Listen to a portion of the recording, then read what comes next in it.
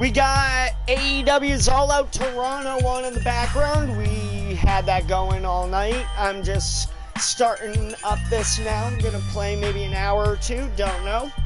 All I know is Hangnail Adam Page is defending the AEW Men's World Championship against Kyle Fletcher, the TNT champion. And, Jungle Boy's back.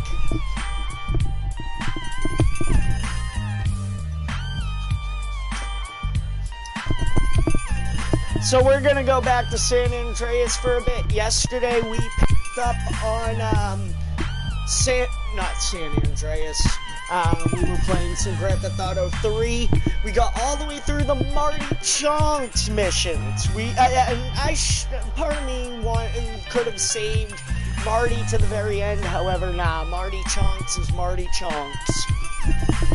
Don't forget, he runs a bitch and dog food factory around the corner from Joey Leone's garage.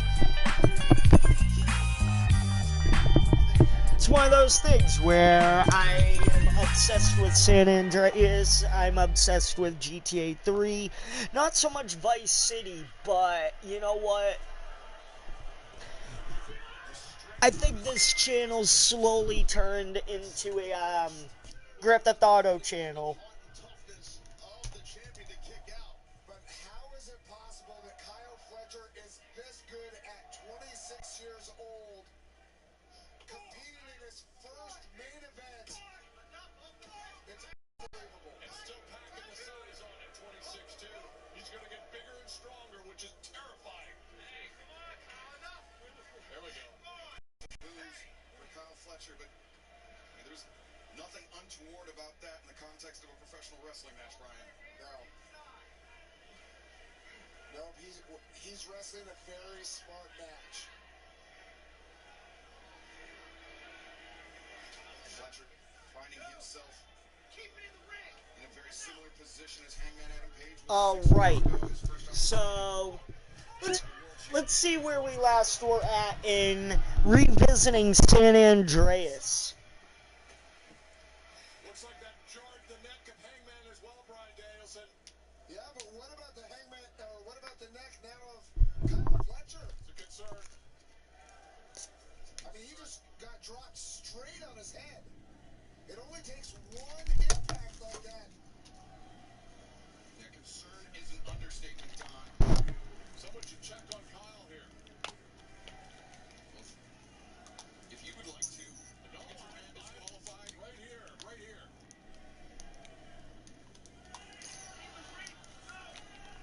But Taz, a man with the character Hangman Adam Page, you know he doesn't want the disqualification victory. No, he's a very pride-filled guy. I mean, oh man, he's about to drill Fletcher on his head here, I think.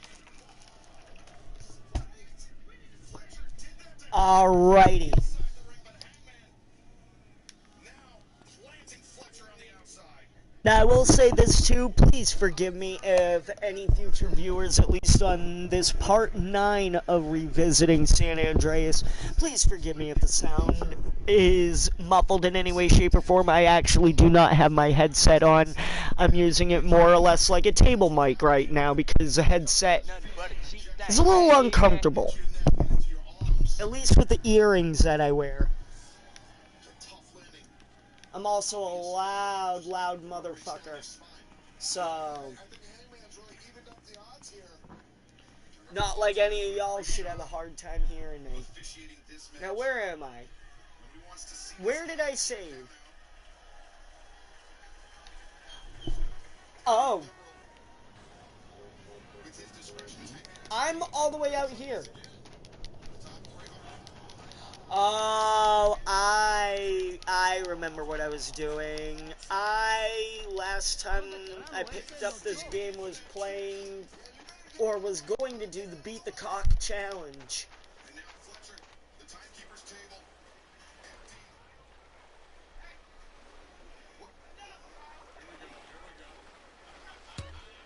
What is Kyle Fletcher doing?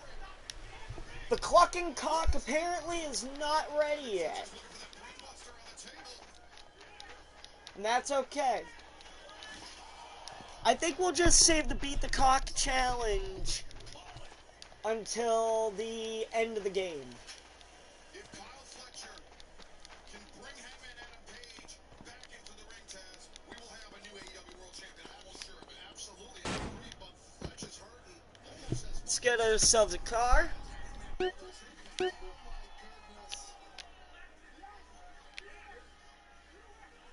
If there's any humanity here, someone needs to ring the bell. Hangman is hurt. You would love that, wouldn't you, Don?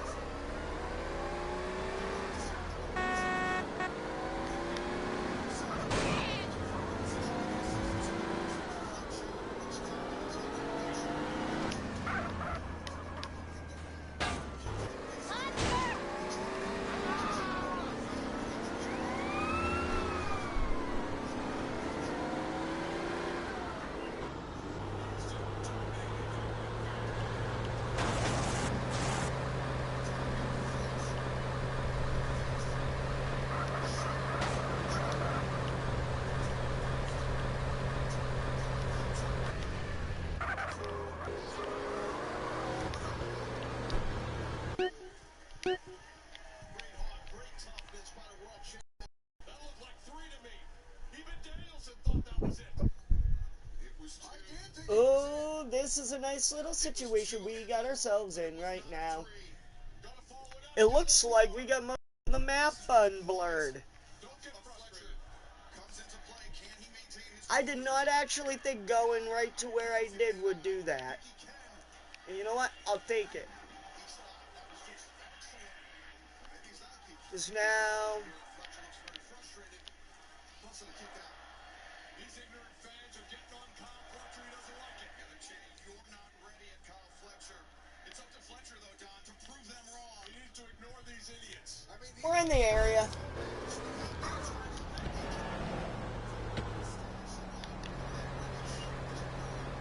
Actually, no. I'm going to keep the camera.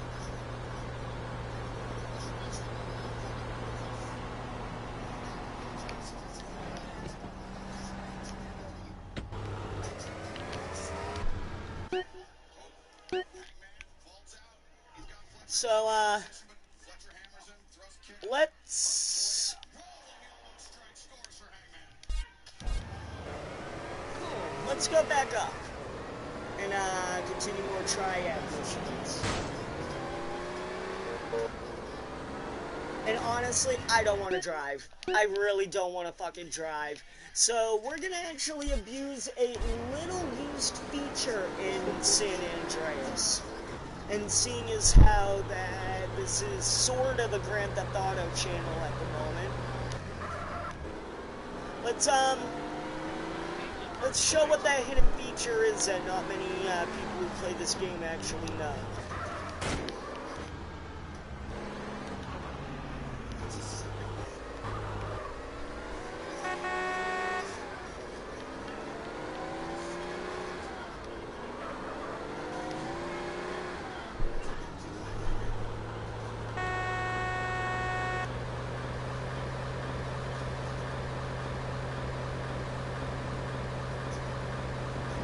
There's gonna be plenty of time for driving and everything another time.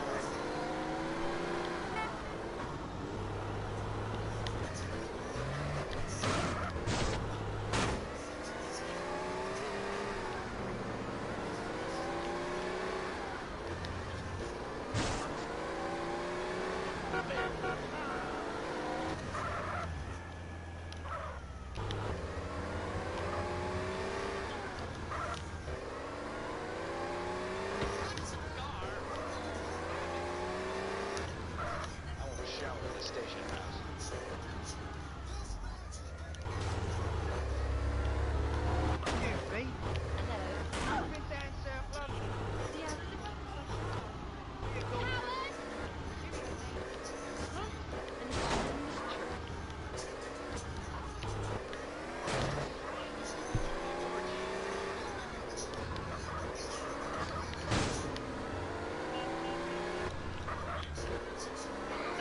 is it?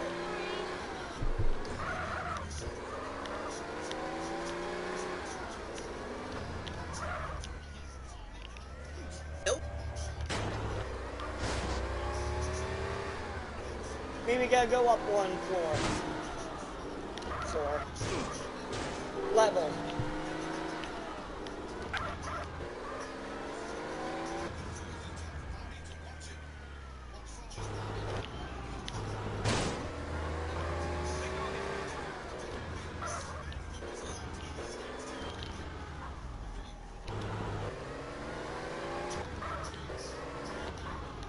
There we go. I just recently graduated. Happy. Wank air.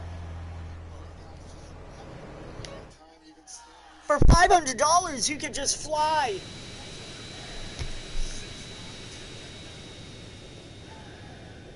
Hangman the first to rouse.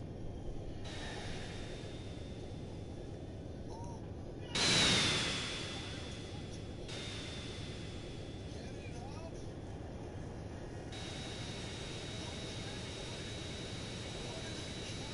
Contest. We're seeing here tonight.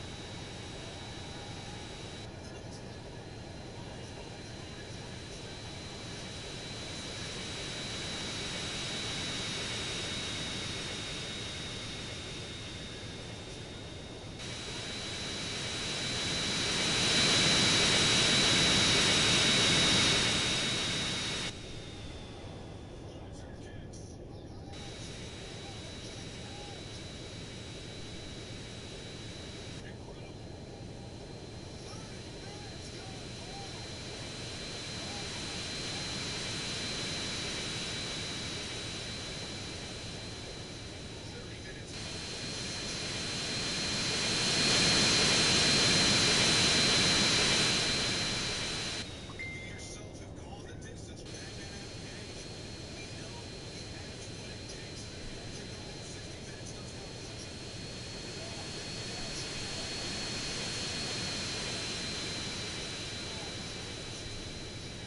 Match over 30 minutes in his life.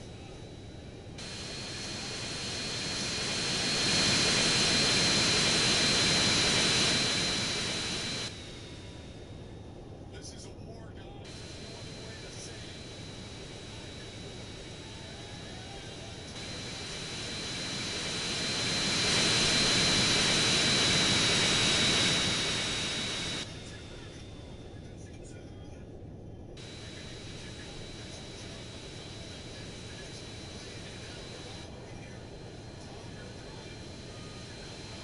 Oh!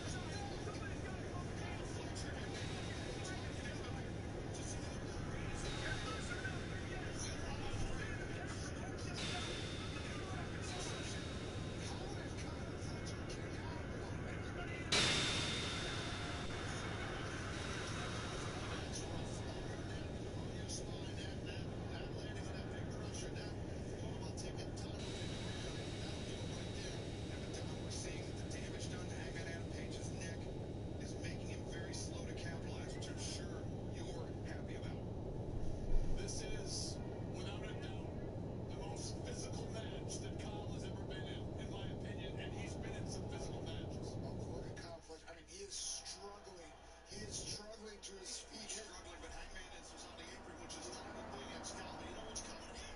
Oh, shot. It's gotta be. Hold on to the head. It's either way.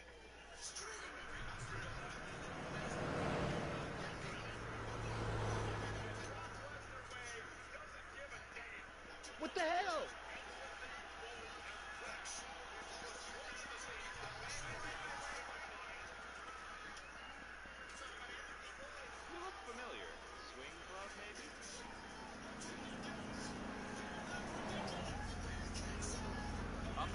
it, pal. It's so great to be rich and beautiful. Humping my wife would relax you. You must be in construction too, huh? What am I, invisible? My wife goes both ways, not me. I'll put some sequins on my helmet.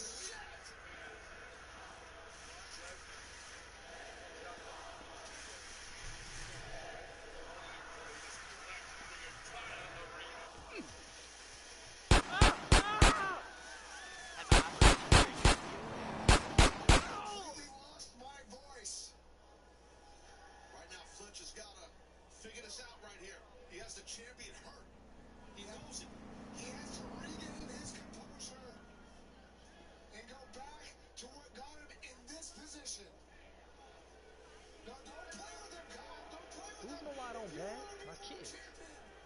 You got to take it to him. Drop the glass head again. Woo, my goodness. Hammering at Hangman with the heel of his boot. You can see Hangman's got nothing really much behind those Get out of my way. Attempt this very ineffective shot. But you got a great fever. Page Fletcher. Almost sense his confidence building second by second. Well, Fletcher's Save the touching for the orgy. side of my body and then slapping him Gonna upside put your stupid face in. Barbosa, move it, will you? Out of my way. Would I two pink leathers? Come on, asshole. I am a working mom. But you got a great fever. I am quite Too angry. slow down, niggas going crazy. Oh, I love leather in this heat.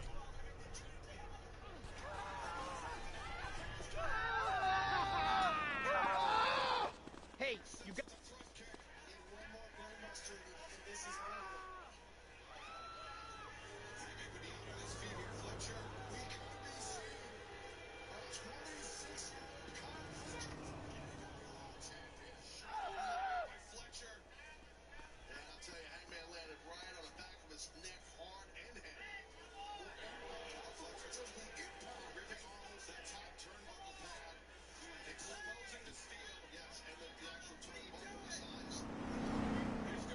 The radio sucks in this state.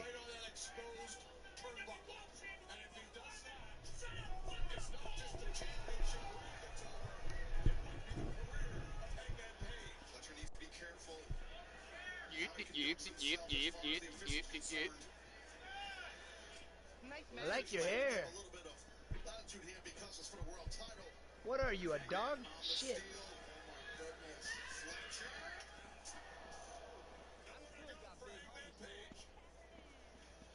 End is the air. We're gonna have a new world champ, I think. Time to limp off into the sunset, cowboy. Is he going for that brainbuster on the turnbuckle? Steel. Oh my gosh.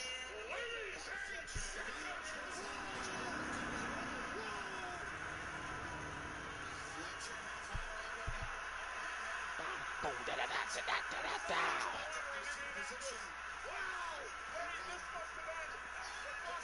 Where'd you get that cut?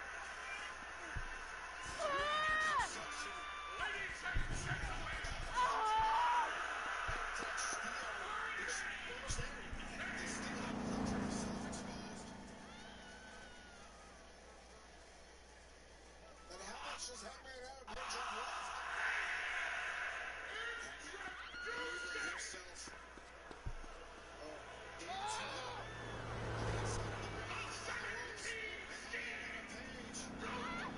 Oh, what is...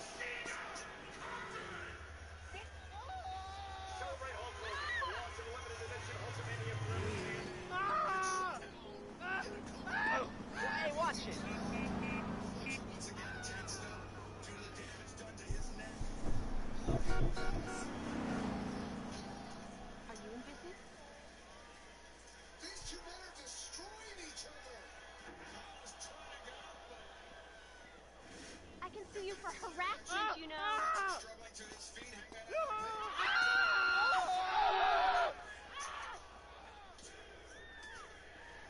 Do do do do do do do do.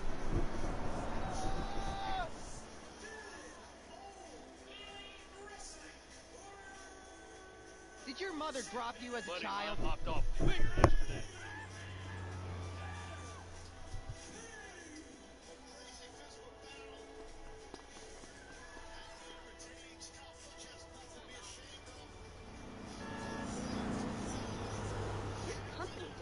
respect women.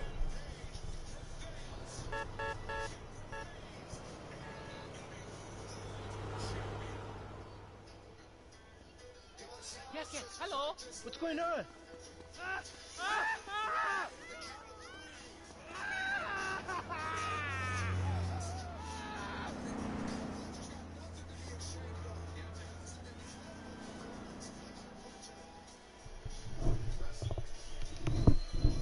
have to go to the office.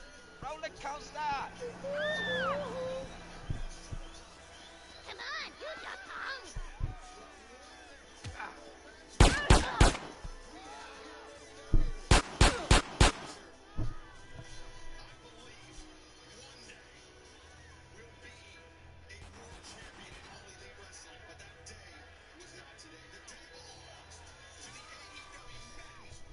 Alrighty, sorry, I got distracted by my phone.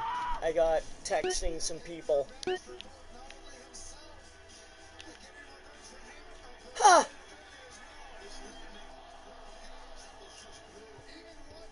That actually did that.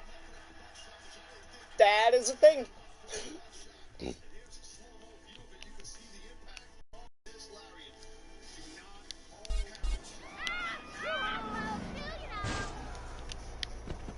I need that shit you drive. Oh, I can't believe this. Let me out of this car.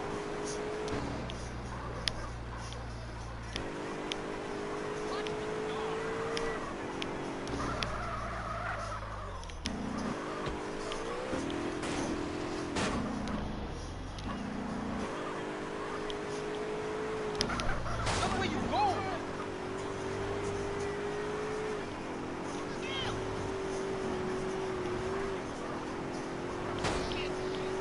Ah, gee.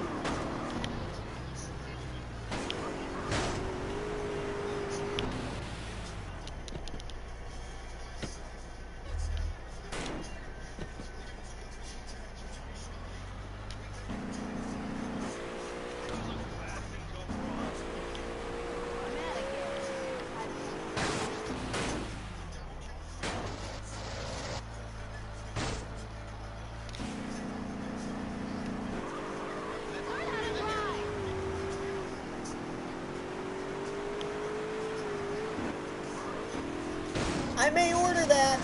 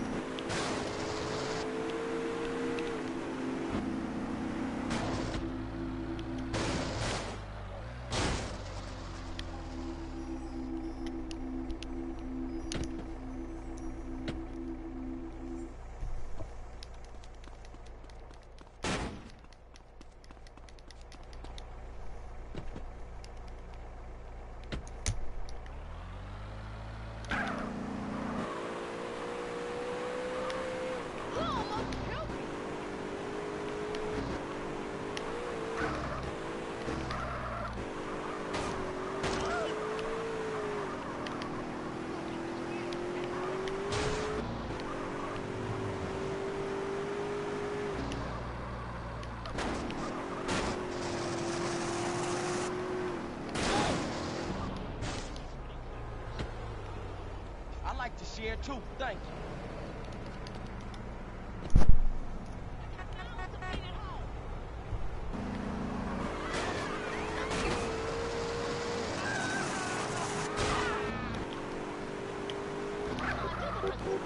Hey, why you busting me?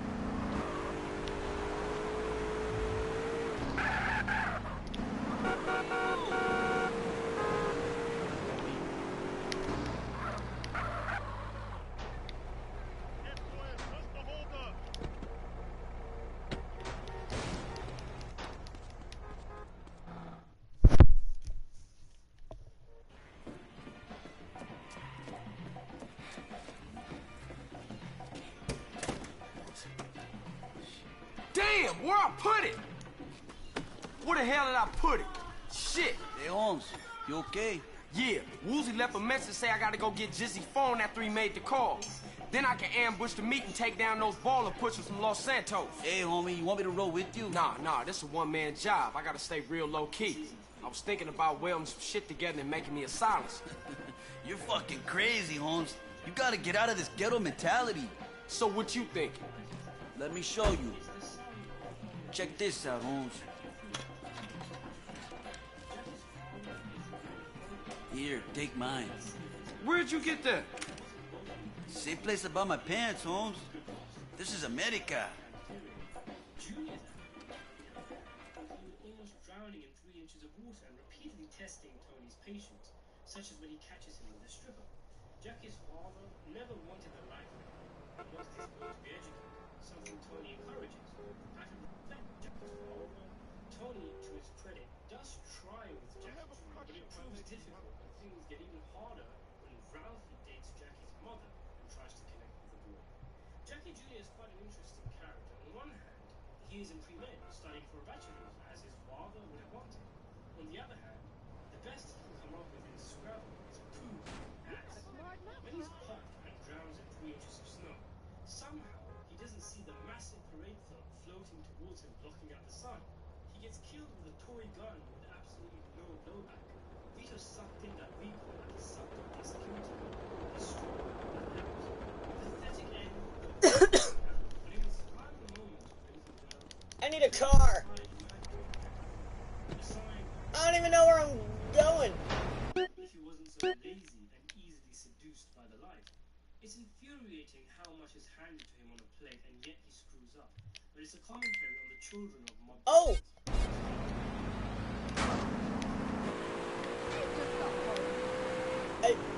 We might be done with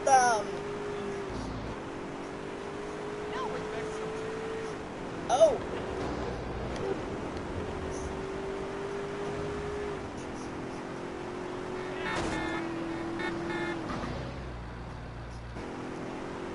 I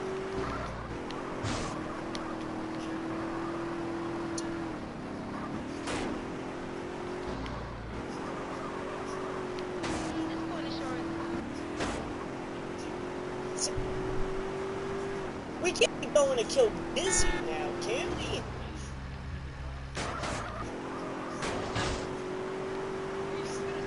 Nah, it feels way... What happens if we kill Jizzy before we even started Woozy?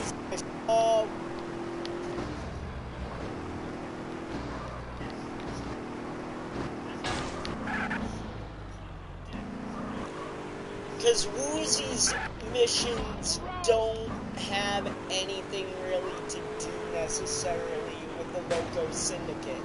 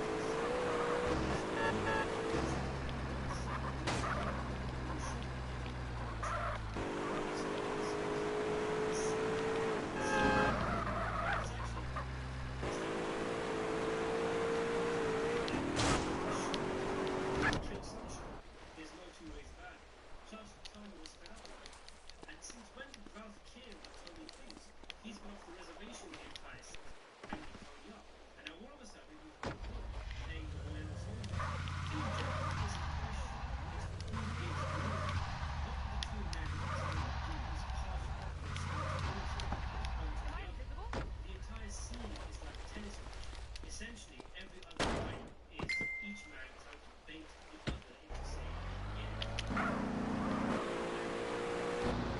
This is sick.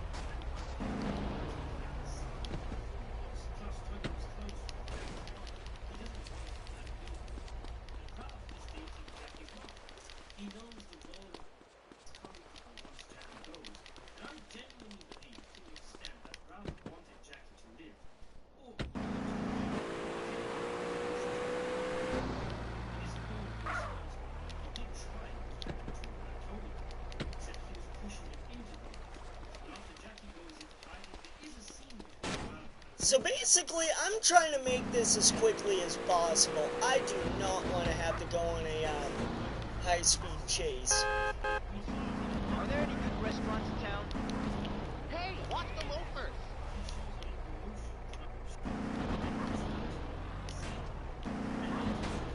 You stay away from me!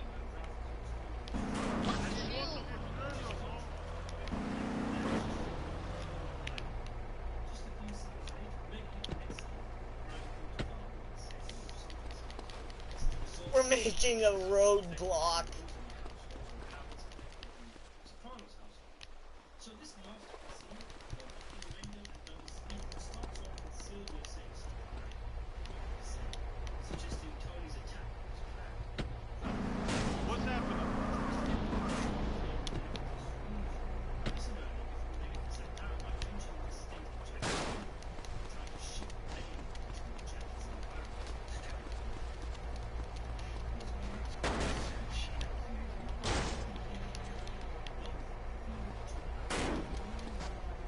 I'll blame everybody else.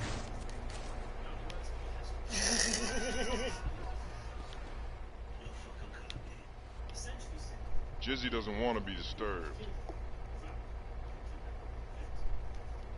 I know how close you are to the family. in that I know how hard this is going to be for you. But Tony's not happy. I feel for you. We're living under the same roof. Meaning, no, it's going to be hard for you. Ordering Ralph concedes. Now with my card game. Ralph plays up the heinousness of Jack's action, wanting Tony to follow this up by giving you a Disgrace. Tony is silent, so Ralph plays his part, toying with the idea of giving Jack a junior cost, not wanting to be responsible for Rowan losing her only son, wanting Tony to respond in incredulous amusement, saying, "No way, you gotta do this, Ralph." Tell you the truth, Tom. I don't want to give the kid a pass. If you see The Sopranos, you notice that James Gandolfini puts on a certain kind of voice when fake himself, and he does it throughout this conversation. In other words, What? You fucking kidding me? Ralph pushes the trouble further and further into Tony's direction, telling him he's an ally and he'll do it if he's forced by Tony. It's just me, though. You have bigger concerns, you're the boss. I'll make sure your orders are done, whatever they may be. Tony pushes it back in Ralph's court, telling him the decision is his and his alone, and it's all on him. Well, I think you should go with your instincts on this, Ralph. Ralph is helpless. You do? But he tries again, trying to suggest it will be bad for the family if Jackie gets past. Furio took a hit. Chris, he's a made man. But Tony tells Ralph the family will be bad. He will look bad because it's all on him. Everyone will blame him. And Tony also reminds him of when he said, "Be careful what you wish for," when Ralph was chasing the position of captain so hard. And he tells him, Honestly, this mission never made sense in the sense that you, at the beginning, go all through all this trouble to get a silencer from Caesar, only to not use the silencer, like, at all. You don't sneak up on Jizzy, you don't do anything of the sort with Jizzy.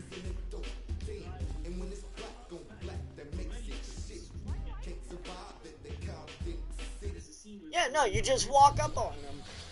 Makes no sense to need a silencer. Give me some room. Give me some room, bitch!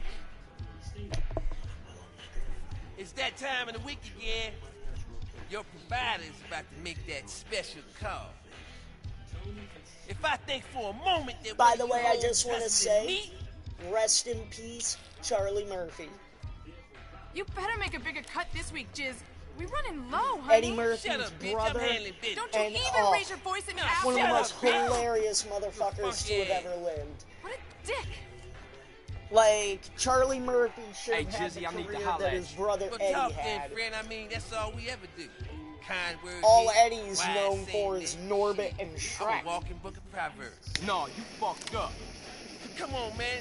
Charlie Murphy did the Hey, I Chappelle get it show. wrong, you know? He's I'm Jizzy imperfect, B. you know, like, hey, not a kind man, not a wise man, you know, not a smart I'm sure there's man, other stuff that but I'm dear drawing Lord, a I blank tried. on that No, you fucked up when you trusted me, player. Charlie Come on, Murphy baby. was in. ass selling. Yay pushing. Piece of shit trash. Oh, Lord. What y'all waiting on, huh? Somebody cap this nigga, man. Sure, Jackie Senior's but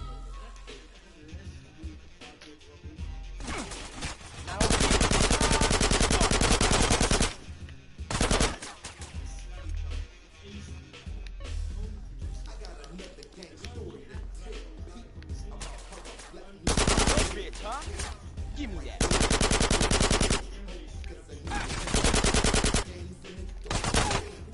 You won't just...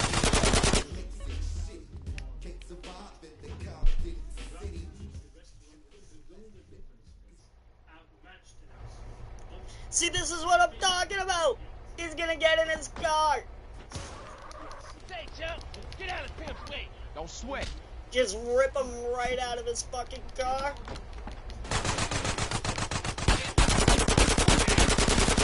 Enjoying yourself? Hey, Caesar. Hey, dude, what's up? I need you to meet me at Pier 69.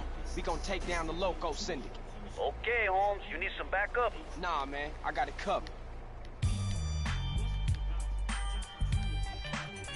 That is what I am talking about right there.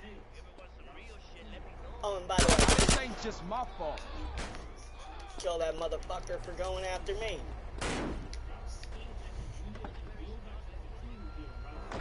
Well, that takes care of Jizzy.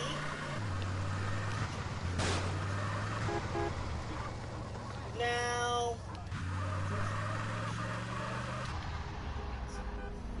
before we take down the Loco Syndicate, we're gonna go do Woozy's missions.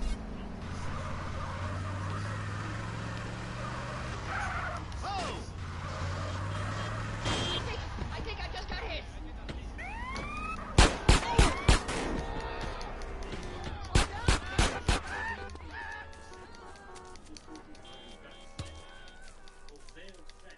I made a boo-boo. So, actually, that he could even be killed for it by one of the other guys.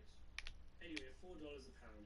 Let me know what you think of this scene down in the comment section below, and where you think this ranks. come on. Come on, game. Thanks for watching. Why the hell is there, like, no ammunitions?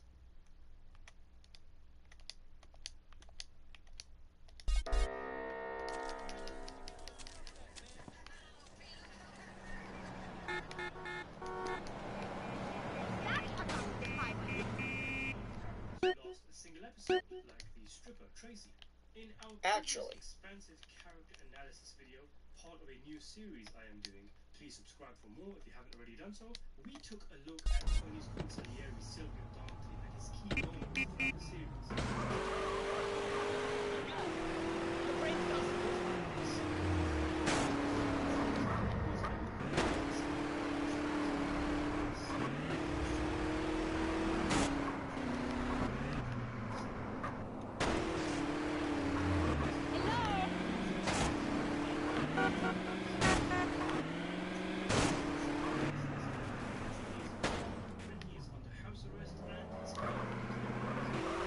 Holy shit!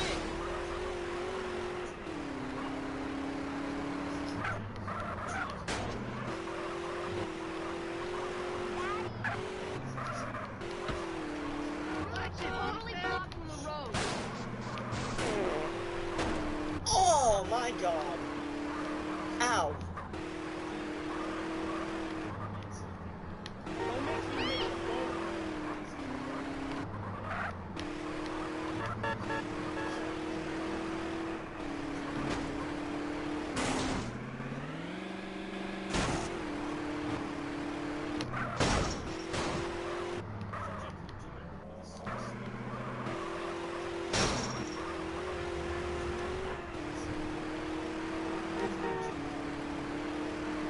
Alright, so we're stopping at the safe house real quick.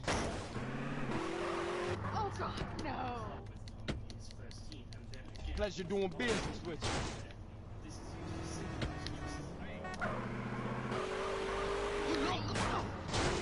Isn't the cop a great club? Hey, look always a child at heart, not made for the mafia life. He's depicted as a loyal and dedicated member of the Sopranos crew, known for his reliability and never pettiness, which comes as a surprise given the size of the series. Hey, Holmes. Bring your body gets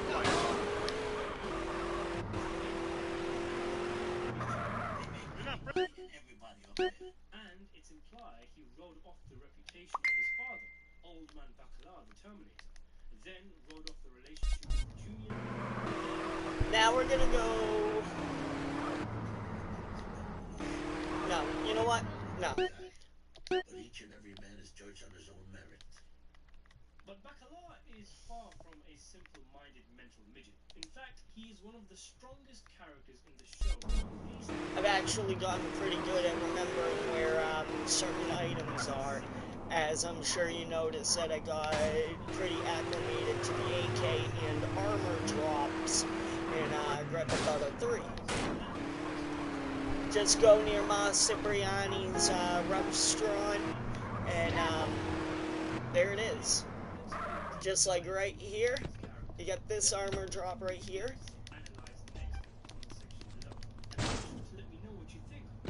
Now, Bacala's first appearance is from the aftermath of Tony and Julia's school in season 2. Told that the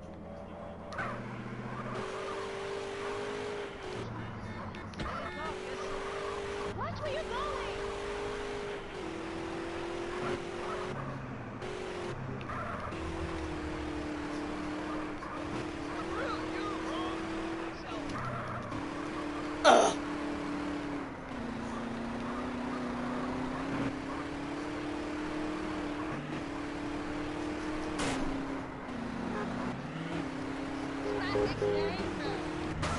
What do you think of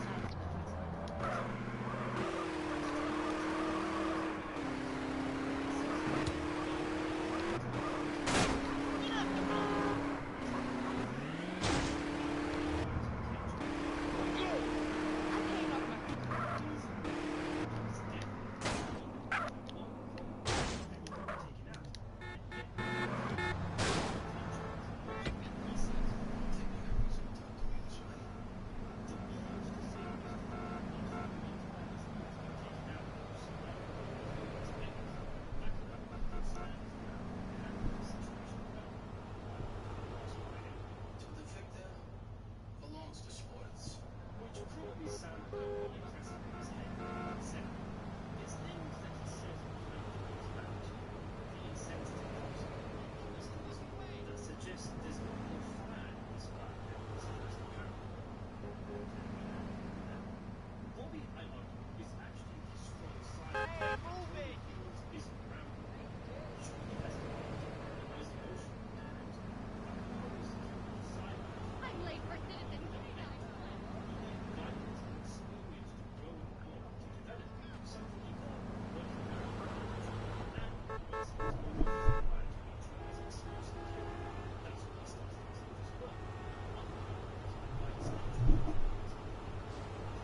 She told me to shake the mustache off. You play it rough, man.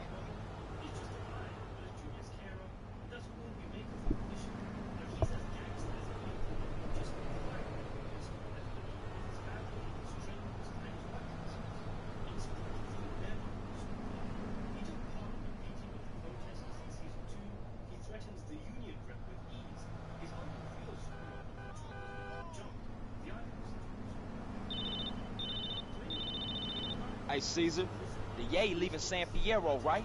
Right, but they're using bikes, CJ, and they go cross-country.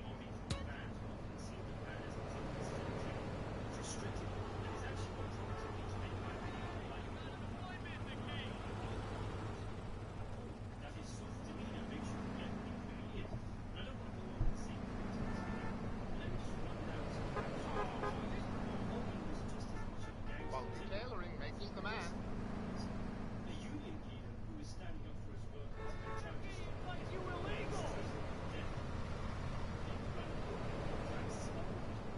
Hey, Sir? you ever killed for kicks? Yes, most assuredly. See you later, pal. Goodbye, sir. Watch where you're going.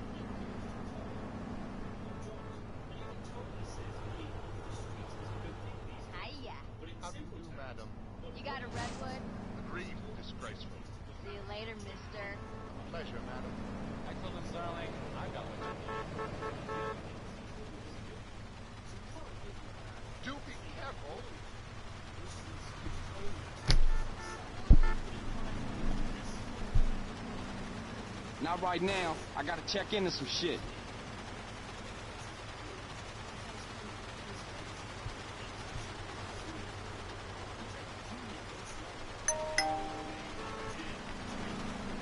A small offhand comment that has very dark implications. He ran a scan. All right, come on, you can do it. You can do it. We're close, Puckeye. Easy, man. I'm here to see Woozy. Oh, upstairs.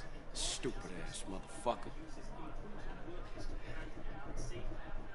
Come on, Birds. Come on, go. Come on, you can do it. I'm Johnson. I'm here to see Woozy. I work with him. Yes, right this way. You know of the boss's curse? Curse? Nah. He's blind. Blind? But we was just racing cars last week. Yes, I know. He's blessed with unbelievable good fortune. And the triad that would do anything for him? We call him our lucky mole. Alright. I keep that in mind. Good. Silvio killed Adriana. Chrissy took out the cop. Tony killed the rat. Pussy was Woozy! Mike's friend. This is the job. Don't ask for more responsibility and then cry when you get it. Hello, Carl. Hey, what's happening, Woozy? You know, how you doing? Straight to the facts. I can't use your help unless I'm open with you about who I am and what I do. Let me reintroduce myself. I am the boss of the Mountain Plowboys. Nice to meet you. Likewise. Why don't you sit down? As Daidai of the Triad, it is my responsibility to see that disputes are settled without damaging important business. Where I come in at? We shall see. I'm about to drop in on a local triad that failed to show face at the last Tong meeting. Come with me, and you'll see how we triads settle things without recourse to unnecessary violence. Alright, I'll ride with you. Bobby's behavior is relative to his environment. Around the mobsters in early seasons, he has that "oh shucks" attitude. But the way we see him with the union workers... We'll need a ride. Mine's getting some body. Alright, don't trip.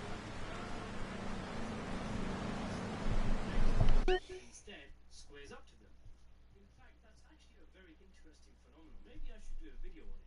Keep an eye on how characters are able to get away with breaking balls a lot more once their position in the crew is upped. In season 6, for example, Chris makes 2 consecutive jokes about Sylvia not being able to perform in the romance department, something which would be unthinkable in season 1. Their relationship hasn't changed much, but now Chrissy is a captain. Anyway, Bobby starting off as a laughing stock and morphing into a person to be respected and taken seriously is perfectly symbolized in Pine Barrens, when Tony laughs hysterically at his hunting gear, only to realize later on Bobby knew what he was doing and was the only one in the situation who came prepared. Since we're on the subject of narrative symbolism, I also like to mirror this. I think I should probably get a new car.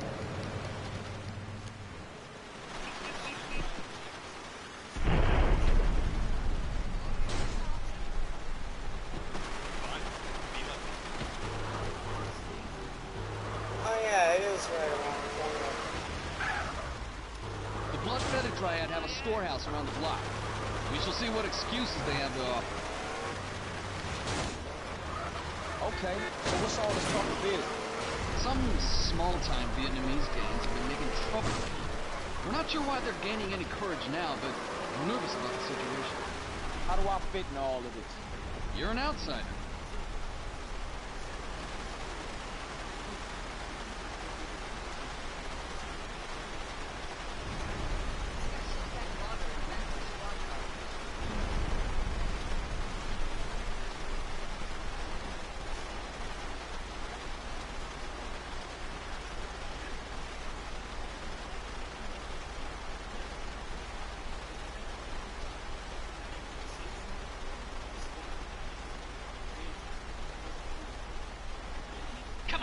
Hit the gas!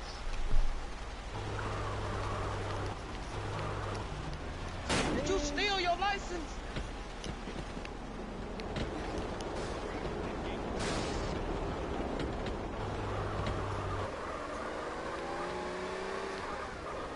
This is the place. Come on, it's this way.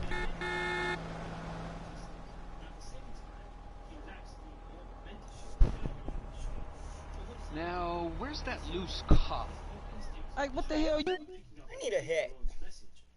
The rise of Bobby Bacala is so drastic, even other characters notice it. Plus Silvio Dante and Bobby Pink, Bobby Baglieri. That Mortadel's number 3. He used to be Junior Soprano's driver. I'm his brother-in-law.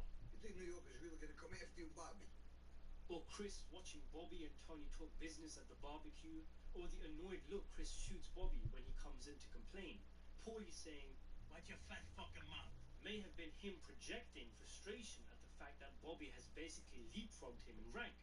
Even in season 4, Chris is surprised to see Bacala in the mix when Tony tasks him with whacking the cop. But Bobby's rise is not without merit, even if it's also a commentary on the dwindling nature of Tony's crew and the lack of loyalty around him. Some might feel it's lazy writing, but the fact is, Bobby wasn't any dumber than any of the other guys and had terrific opportunities to grow. The Quasimodo comment is no worse than Carmine Sr. saying there's no stigmata these days, or Tony saying he could technically have not made necessary contact with her Volvo. Plus, I heard that the Quasimodo line was originally written for Paulie, but the actor had a reduced role at the time due to injury. And that line really does feel like something more in line with what Paulie would say, as an avid listener of Sun Tzu audiobooks. Bobby lived in the world of the mob. His old man was in it. He spent years with Junior, gaining knowledge every day, observing, listening.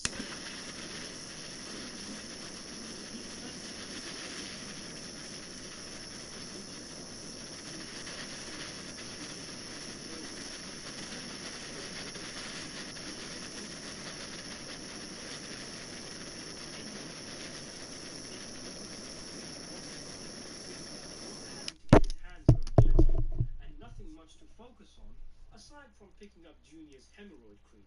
And he might never chip in because that's his personality. He's shy. Shyness is a curse. And in this case, it's a blessing because the ones who do say things at the wrong moments are guys like Jackie Jr. and Chrissy. I don't want to say nothing, Tony. You don't want to get yourself in trouble. Better to keep your mouth shut and let everybody think you might be stupid than to open your mouth and confirm it. Bobby and Tony's relationship is one of the most fascinating of the show. Bobby's evolution from someone who Tony despises and dismisses to being his top confidant, pulling substantial weight, is fascinating. You know who had it on? You're looking at him, asshole. There's even small moments where Tony starts to acknowledge Bobby, like at Livia's wake where he hugs Tony and says, "My father is very old too." Again, awkward delivery, as Tony's mother isn't old, she's dead.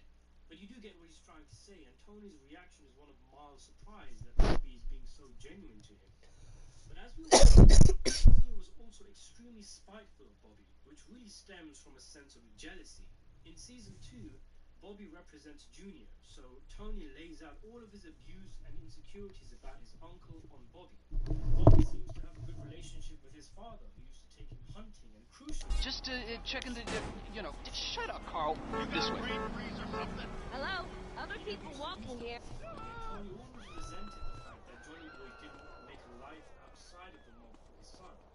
Bobby has a good rapport with both his own dad and Junior at a time when Tony and Junior hated each other. It's like Bobby and Tony are adopted sons. We're here. Only This one way. is in a better standing and the other is hopelessly Strange, jealous. this gate is usually locked. His first wife are also stainless, Stick close. unlike Tony's family. Bobby didn't have to kill anybody to make his bones, unlike Tony. Oh, man. Woozy. What's got you so spooked? Oh, sorry. Didn't see you lying down there. He's dead. They all are. The blood feathers wiped out? Die low. Forgive me. I was too scared to fight, so I hid. Enough. What happened here? Vietnamese surprised us. Cut us all down. Shit! Here they come again! Which the show establishes Tony is fiercely jealous of. Bobby's heart is as fat as his ass, whereas Tony is always miserable. After Tony is shot and he's insecure about his manliness, there's a shot that lingers on Bacala playing basketball, showing us that Tony is actively comparing himself, his own fitness, to Bobby's. Over the course of the show, Bacala has been getting fitter, symbolizing his efficiency as a mobster, but also Tony's resentment of him. Tony even copies Bobby's order at the diner. Imitation to form of flattery. And we haven't even started on the Sopranos home movie scene, where Bacala punches Tony and the duo fight. Bacala the clear winner, though Tony was recovering from the shooting and Bobby did start it off with a sucker punch. This is at a time where Tony was already fashioning Bobby for a higher position. This scene on the boat tells us so. But rather than cause his downfall, perhaps the punch even accelerated Bobby's rise.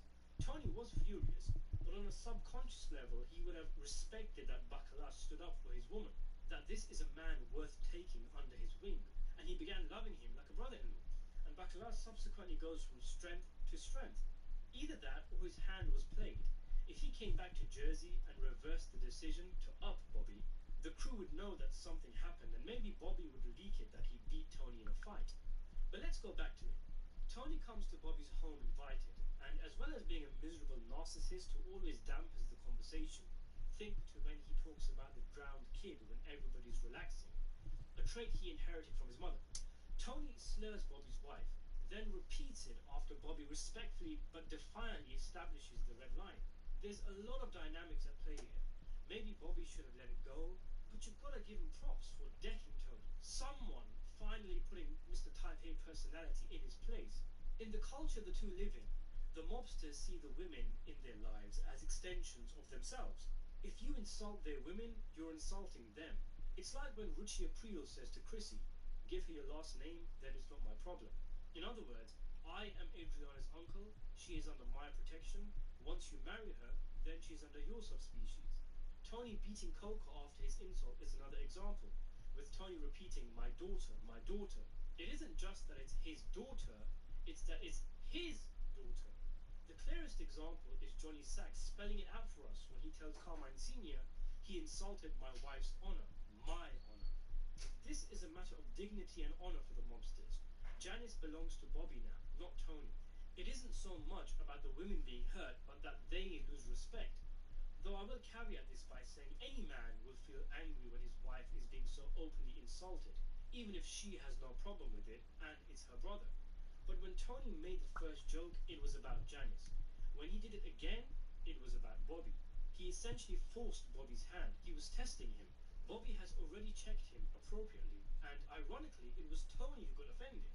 But Tony goes in harder, and now it's either a case of losing face and doing nothing, or raising the comeback along with Tony's raised insult. It's like poker. Tony essentially dared Bobby to do something, and Bobby went ahead and did it. This is one of the great ironies of Bobby. Other mobsters consider him weak and unmanly, yet punching Tony, boss or no boss, after his wife is insulted is one of the most manliest actions in the show. In Arabic, there is a word called ghira, which I can't find an English equivalent for, but it's defined as a word that encompasses the concept of a person's dislike or displeasure over someone else sharing a right or privilege that belongs to them. It carries a sense of earnest concern or zeal and can be seen as a form of protective jealousy. Bobby's punch was his ghira coming out in full swing. If Tony said that about another mobster's wife, even his own subordinates, it would have to be addressed. But I think a lot of characters would actually allow Tony to say whatever he wants about their women. They actually lack the bravery that Bobby has. Sticking with Bobby's unmanly reputation, it's interesting that at Karen's funeral, the other mobster wives are talking about how he never took a guma. They're practically creaming for him, yearning for a husband like Bobby. Why do you think Janice went after him so hard? She knew he'd never raise a hand to her like Richie did. Of course, with the fight, there's lack of clarity in the air as to what exactly the situation was. Is it a mob relationship here at the lake house, or a brother-in-law one? Family or family? If it happened at the Bing in front of the guys, Bobby would probably end up as the decade special at Satrial's. But the situation was more two brothers having a fight, rather than a boss and an underboss. But no doubt, Tony relished exercising his power as boss, scaring Bobby, making him think he was This hunk of shit fucking Bobby app. beat Tony's ass, and Tony took Bobby's soul. By the way, seeing as though we're talking about the Sopranos Home Movies episode, it allows me to address something from the Why You're Wrong About Bobby video. Bobby said they should build a wall, and I talked about how he was a hypocrite for it, given his father's entry to the US. And a lot of people in the comment section pulled me up on it, thinking I was making some kind of liberal political comment. Well, I wasn't. In contrast, the people making these comments were perhaps projecting their own political outlook on my comments. Because what I was referring to was that in the same conversation that Bobby says we should build a wall now, he just finished mentioning how his grandfather didn't come over from Ellis Island like most Italians, but instead had to come down from Canada illegally, adding because of his previous records. His father, my grandpa, come into the country originally through Montreal, illegally. The comment is supposed to be typically ironic and hypocritical, not political, and also to show how second and third generation immigrants assimilate into US culture and have different sensibilities from their parents. There's another line that Bobby says which is supposed to serve a similar purpose. Who am I sitting on my ass all day smoking mushrooms and collecting government checks? Which he says while literally sitting on his ass. Anyway, Bobby displays a rare kind of toughness. Like Silvio, and it's interesting to mention Sil because Bobby and Silvio end up as Tony's two closest advisors. And Silvio clearly approves of Bobby's rise as he doesn't cause dysentery in the ranks like he did when Chrissy was out, as I discussed in my Silvio analysis. Anyway, Bobby is tough, but he's gentle. His anger comes about when his family are put into jeopardy, like Tony insulting his wife or his children being put in danger by Paulie with the ride. He's an emotional man, loves his family. It takes a certain quality to allow ridicule of himself, early on at least, but to reserve his fury for when his family is affected. Think to that scene where he says to Junior, "I never ask you for anything," but he's desperate for his father not to perform the hit. As mentioned, he's actually very manly. I've no idea why Vito had such a problem with him in season 6. He should have greased his union. Take a look at this scene. Boss, put 18 plus on this, make it 25. Yeah? What's your problem? Nothing, I'm excited. What do you want? Chris is shocked that Bobby is acting so stoic and isn't as visibly excited as he is. It's a great contrast for their characters. One is strong, masculine, handsome like George Raft, and Rubenesque to boot. And it's fitting that it's these two, because it's Chris who Bobby replaced in Tony's pecking order. All of a sudden that "to the victor belongs the spoils" quote doesn't sound so stupid. Bobby is the anti-Christopher. He steps up at precisely the time Tony sees that Chris is not his successor, and he now sees there is another viable option. He's reliable. He knows when to talk and when not to. He gets his collections on time and doesn't make stupid jokes. Not anymore, anyway. He evolved and grew, something which Chris failed to do. He's not an addict. He's not a snake like Paulie. He's not a rat like Puss. He's not unstable like Ralph. He's just a strong family man, a dedicated father and a loving husband. I'm in awe of him. He's what the other mobsters pretend to be, but behind the scenes they're having cheese graters used on their privates. Take another scene. Bobby meets with Tony to ask for better jobs. He sees him in his office in a professional capacity, rather than talk business at his home, using brother-in-law privileges. And he skips all the preambles that everyone else does, and he gets straight to the point without asking for any special treatment, only an opportunity to earn more. You know, honestly, now that I think about it, had he not died, I could actually see Bobby becoming boss after Tony. Sounds crazy, but he had all the qualities, and Silvio showed he wasn't suited for it anyway. Bobby was the next best thing. Bobby is always aware of Tony. It would be interesting to see what Bobby's like when Tony's not in the picture. He sure started acting vulture-like when Silvio was acting boss, which is something I discussed in the Silvio video. For sure, at the very least, Gangster Bobby is terrifying, like when he goes after Paulie and has to be held back, or when he squares up to Paulie at the Bing. Like they say, it's the quiet ones you have to watch out for.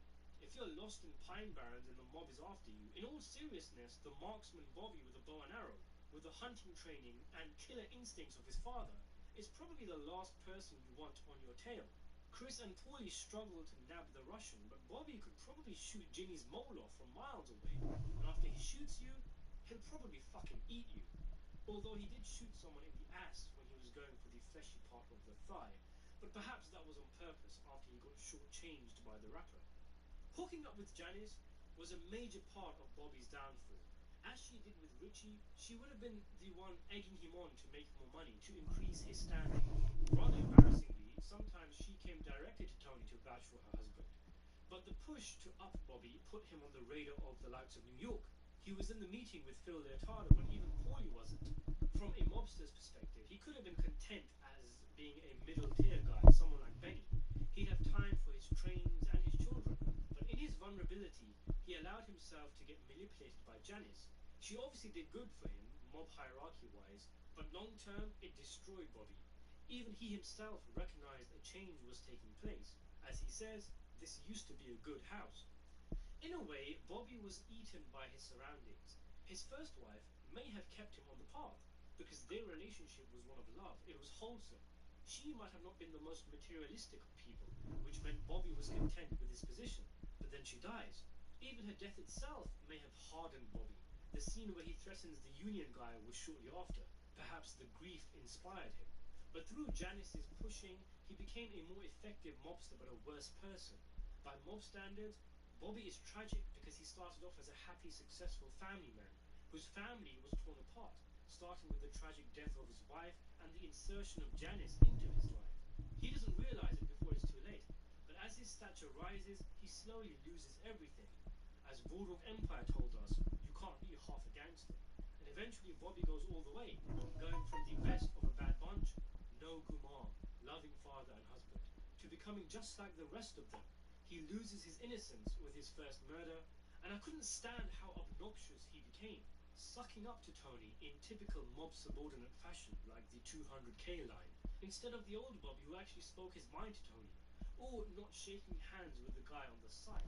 It also looks like he started to sleep with the strippers from the club. You do see one with him when Chris is getting roasted, but this was after he hooked up with Bobby McNair is a character who never used to big himself up and show how much of a gangster he was, but his actions show quite a few he was very close to be reckoned with. You look at the way he talked to Tony after the fight, trying to play it down and mitigate the situation. Obviously, he was also thinking about his safety, but he could easily have taken Tony's bait once again, if his ego had let him. I do wonder, though, how much of Bobby in Season 6 is him actually having changed? How much he was actually playing up to Tony?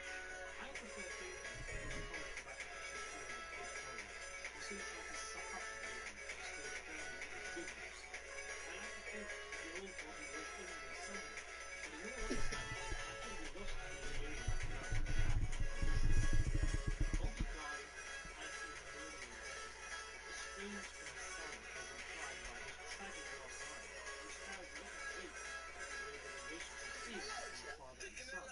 Your son will like this too. Looks fast. You don't care. Bobby's death is probably the best shot hit for the show. And I don't want to focus about it too much here because it deserves its own video. But it's quite fitting, symbolically, that he dies while he dies in a cage on the set. Throughout the series, the two examples of boys in life trading their souls for shiny toys and objects. Their love of materialism overpowering and eventually taking over their morality. Tony and his boat, even though he's had so many conversations with Dr. Murphy. Cadence, I don't get why you're into this. I don't get it. Try running one train luxury now, and choosing to give up Adriana when he sees that family at the gas station, even though the two had a great relationship. And here is Bobby, with his story, totally more innocent by comparison than just as corrupted. In the end, he is murdered by an incredibly expensive child's toy, and he knows his son no longer cares about him. He traded his soul for something valueless. He chose the life over having a real life. He lost what's actually important, and on top of that, he knows it. It also feels like him yearning for that simpler, nostalgic time when it was just him, Karen, Sophia, and Junior. A happy family whose boys enjoyed playing with their trained toys. But now, Karen's dead, replaced with Janice. Junior has no interest in he and his father's old hobbies. And Sophia is now in the hands of Janice now that Bobby is dead. And finally, there's quite an irony in Bacala saying, you probably don't even hear it when it happens. When he did hear it, he did see it, and he holds his shining toy in his hand as he's gunned down. So I think we'll end it there. This video's gotten about as big as Bobby's stomach, and I'm just about as exhausted as he was when he got out of that car that one time. And even then, there's still more that can be said about the man. Let me know what you think of Bobby Bacala down in the comment section below. Let me know who you would like to see have a video done on them next. Check out the one I did on Silvio Dante, subscribe to the channel, become a channel member for early and exclusive content, and thanks for watching.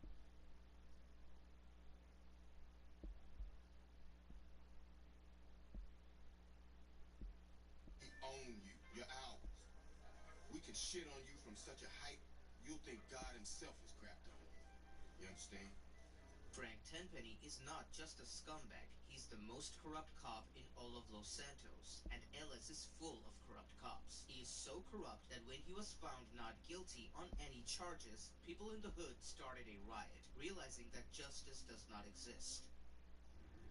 Oh wait, they're exiting the courtroom now. That bastard Pulaski will probably turn up dead just like the rest of them. In light of the lack of evidence against my client, the district attorney's office has seen fit to drop all charges against this innocent man. That's bullshit. You see? You can't trust the system, man. This surprise decision is wholly unprecedented. That ain't no justice. It's just I've been arrested numerous times for totally natural behavior. Los Santos will burn tonight. ain't nobody gonna be right in my hood. I don't know about that, Holmes. Look, the whole city's going up. People are fucking pissed off about this. People don't know what they want. We all being used. You see, man? It's always the same, friend. Power systems corrupt everyone. Look, I said we gonna secure the hood. We ain't get shit together so some idiot can burn it down.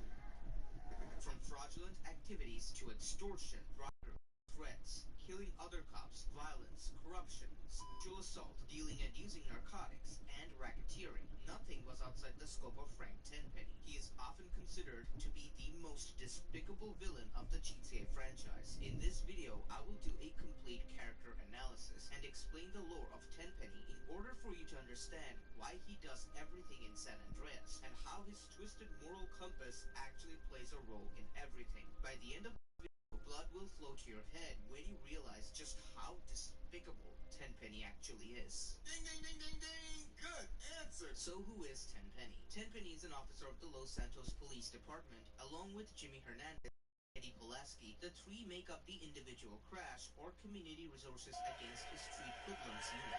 Although Tenpenny and the Crash unit claim and appear to be ordinary police officers, Tenpenny and the others that make up the unit are extremely corrupt individuals who use their knowledge of the gangs they are hired to stop to coerce them into surrendering some of their profits and supplies to them, and regularly commit acts of police brutality, making them almost like a gang themselves, but with the power of law enforcement behind them. This is shown to us multiple times in the introductory cutscene of GTA San Andreas, which is not in the actual game, but available on YouTube, and if you played this game, you have already seen this kind of behavior from the very beginning. Oh shit, I'm sorry, I got distracted on my phone again. He is most likely based on a real corrupt LAPD. The Triads must have vengeance! Stay away from him! Similar to David Mack, another ringleader in the scandal.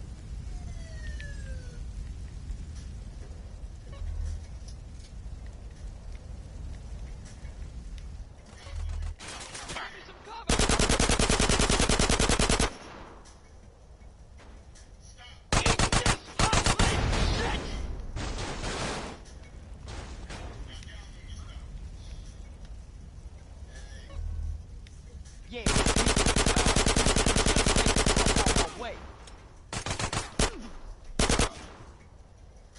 I'll take that, Hernandez. Hey, that's my paper, man. That's money. This is drug money. It's my money, man. Hey, don't worry about it. I'll fill it out later. Welcome home, Carl. Glad to be back. You haven't forgotten about us, have you, boy? Hell no, Officer Tenpenny. I was just wondering what took y'all so long. Get in the car. Ease up, man. Damn. Watch your head. My bad. Get out of here, you greaseball bastard! Stupid Mexican. Oh, hey, sorry. My bag. Hey, man, my bag. Tenpenny's personality needs to be explained, as that will make it clear why he makes certain choices in the game. Frank Tenpenny is a corrupt police officer and is depicted as a very violent, sadistic, callous, manipulative, and impulsive man. Expansion's there, cause I'm from Grove Street. And be easily angered if things do not go his way. Tenpenny is a sociopath and appears to have a few qualms about abusing people verbally or physically, and seems to be fond of practicing brutality on others. Tenpenny's notable trait is his egocentric superiority complex, in which he expresses enjoyment in manipulating others and being in charge. Fucking Vietnamese. Hell, sewers! That was a sniper bullet! Now, huh? What did you expect?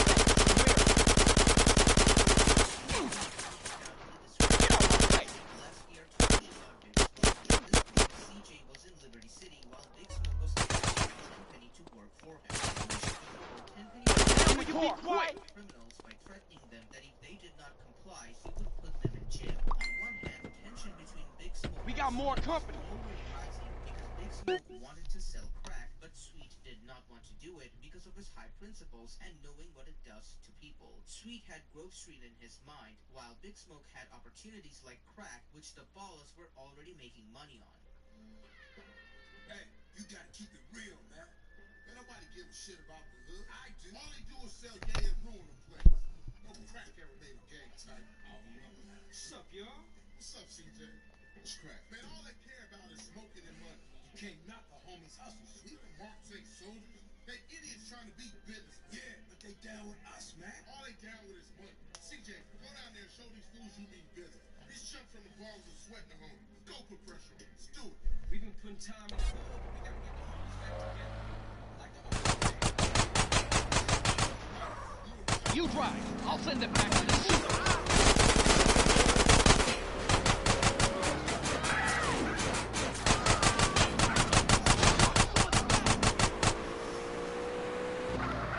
Keep driving. I'll take care of these murderous scum.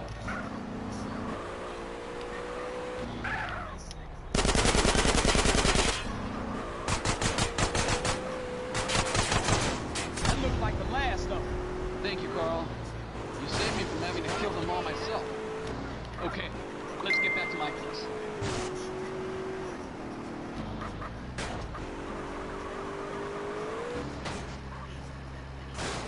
Here, a token of the Tog's appreciation for what you did today.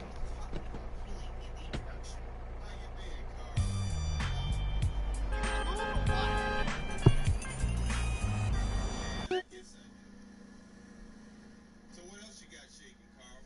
Nothing. I live in Liberty City now. I'm clean. Legit. Nah, you ain't never been clean, Carl. Well, what do we got here? This is a weapon, Officer Pulaski, that was used to gun down a police officer not 10 minutes ago. Officer Pendlebury. A fine man, I might add. You work fast, nigga. You know I just got off the plane. That's a good thing we found you. Retrieved the murder weapon. That ain't my gun. Don't bullshit me, Carl. Yeah, don't bullshit him, Carl. What the fuck you want from me this time? When we want you, we'll find you. In the meantime, try not to gun down any more officers of the law. Y'all can't leave me here. This baller's country. I thought you said you was innocent, Carl. But you don't bang. Strut 58. See you around like a donut, Carl.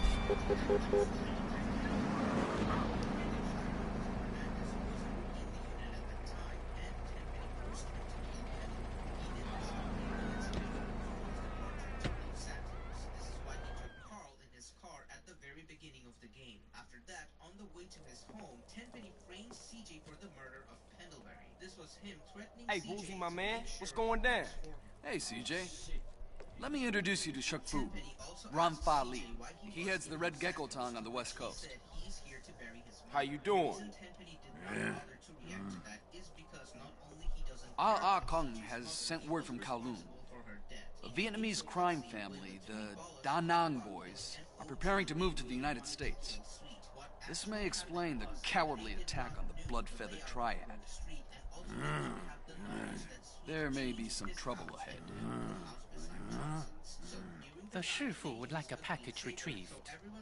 A courier has left it in a drop at the airport. It is most important to the matter at hand. Oh, I can do that. He is Triad? A mountain boy? No, a personal friend of mine. and less likely to draw the attention of the Da Nang boys. Okay. Thanks for your support.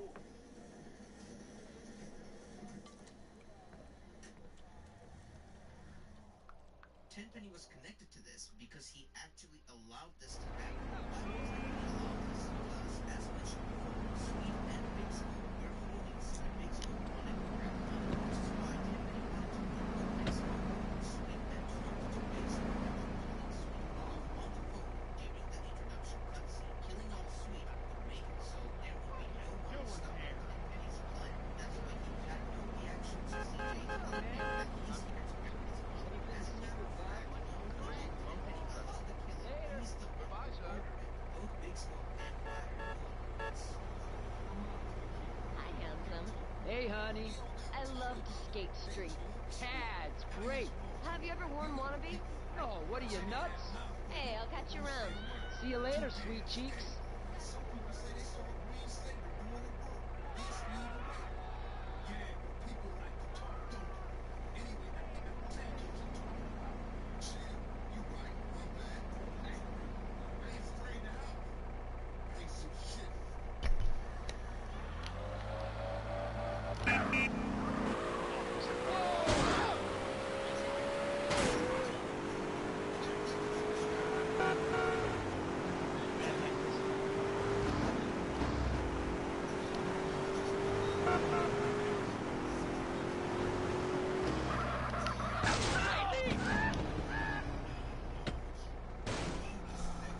Can I have this?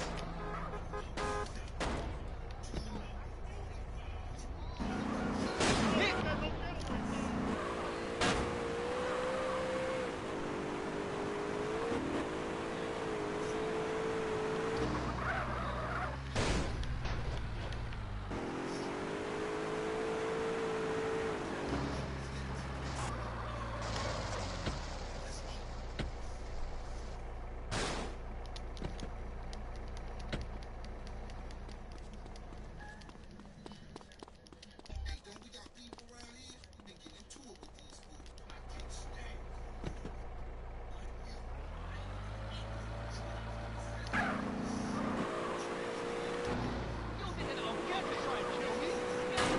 Like you.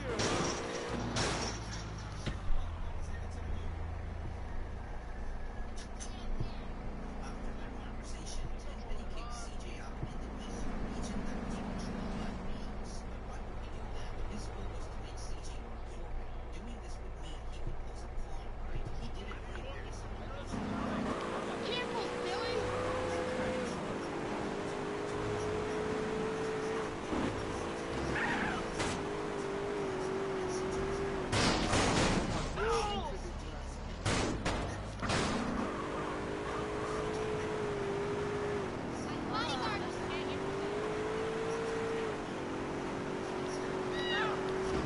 What are you doing?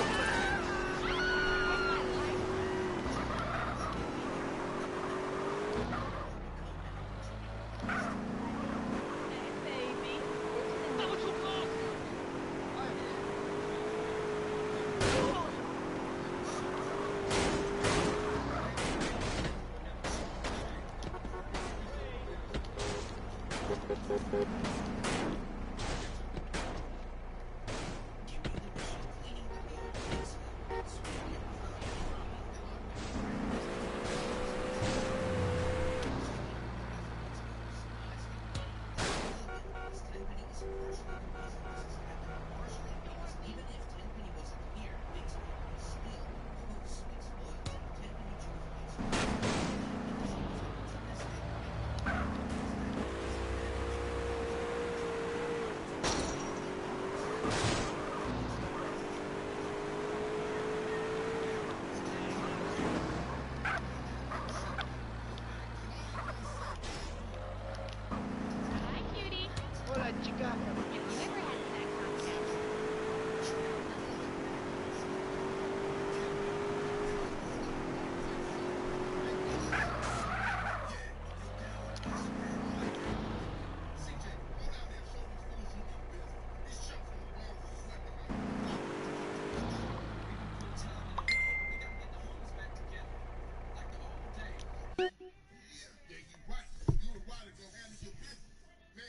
fight to their own mama. They don't care about nothing. You're naive, my friend. We gotta keep our focus.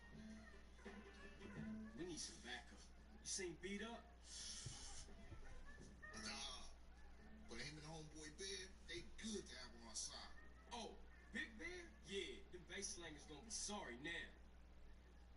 After this mission, CJ will receive a phone call from Officer Hernandez. He will threaten CJ that if he leaves town, he will be in trouble. This is Tenpenny's plan to keep CJ within his control, so that CJ continues to be his dog, which is why if the player attempts to leave Los Santos and try to go to a different place on the map, like the Badlands, they will get 4 stars on their head because of this reason. It is important to mention that CJ called Hernandez to be Tenpenny and Pulaski's dog. The reason he did it is because before leaving Los Santos, he knew the nature of Tenpenny and Pulaski and how they always recruit new people to be their slaves. This will get mentioned near the end of the story, but that's why CJ realized that Hernandez was a new hire. Oh, there's a car I need. Officer Hernandez. I work with Tenpenny and Pulaski. Oh, the bitch. What the hell you want? Hey, show me some respect, boy. Go fuck yourself. You just a bitch. You watch your tone, boy. Now listen, I've got a message from Officer Tenpenny. Don't try and leave town. That would be a big mistake. You hear me? We're watching you. Whatever you say, bitch. Something else that should also be noted early on is that Hernandez initially showed refusal in Tenpenny and Pulaski's work ethic or lack thereof, which is why during the introduction cutscene of San Andreas, Hernandez did not want to shoot Pendlebury, but Tenpenny forced him to do it. This is why when CJ called him Tenpenny's lapdog, Hernandez did not go that hard on CJ, because part of him was accepting the reality, as he wasn't quite as corrupted as Tenpenny, and I will explain why later on. After running some errands and representing Grove Street for a while, CJ meets Ryder in the mission Catalyst, where Ryder is seen brewing drugs. Tenpenny comes in after a while and asks Ryder where is his part, and Ryder hands him a bottle of it. Ryder and Big Smoke was already connected to Tenpenny as the three were working together. This is why Ryder actually knew Tenpenny would drop by and already had a bottle of the drugs mixture saved up for him. I think we're gonna call it after this mission, and then the next time we pick this up, finish off these missions.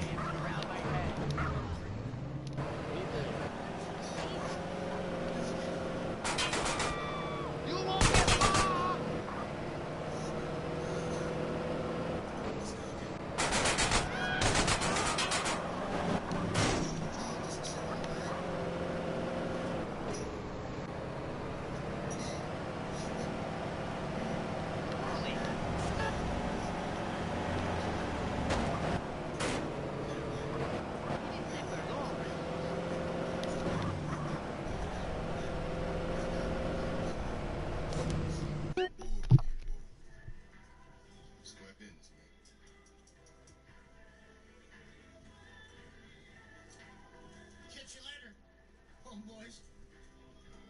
Asshole. Oh, Carl. Try not to kill any more respected police officers. Please. Crime has certainly gone up since you got back, kid. Just doing my part for the community. Your train's gonna be there at 5. Again, CJ is forced to steal some munitions from a train because of Tenpenny's orders.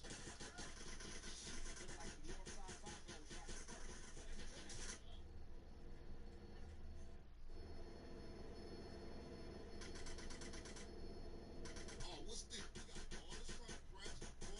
Look like Tenpenny told every gang in South Central. Man, we gonna smoke those all assholes.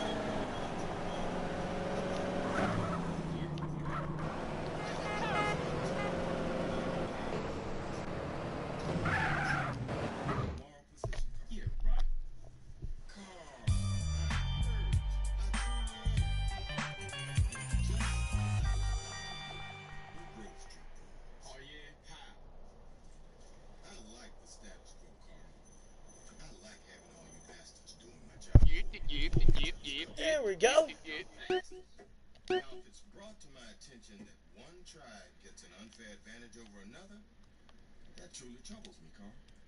So what you saying, man? I'm saying the Ballas have brains, Carl. They watch the news. Trolling up for more than half-assed black. Lots of cheap guns coming into America since the fall of the wall, Carl. Man, cut that bullshit, Tenpenny. Just say what you mean, man. Go check out a busy freight warehouse down the road. You'll see what I mean. You can run or get a beat. Easy choice, huh?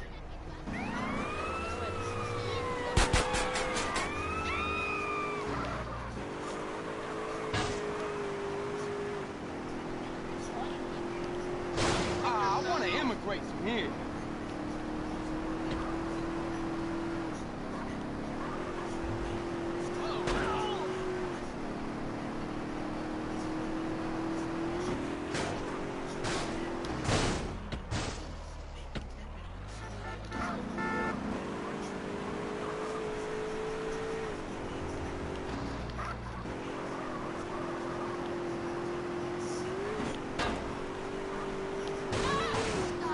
Appreciate that.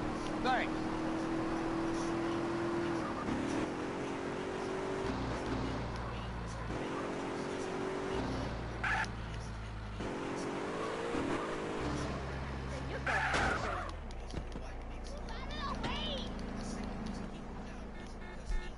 Tenpenny would keep him safe and sometimes raid Grove Street through Ballas. The killing of Beverly is an example of this, where some Ballas were in the Grove. Big Smoke not being there makes him safe.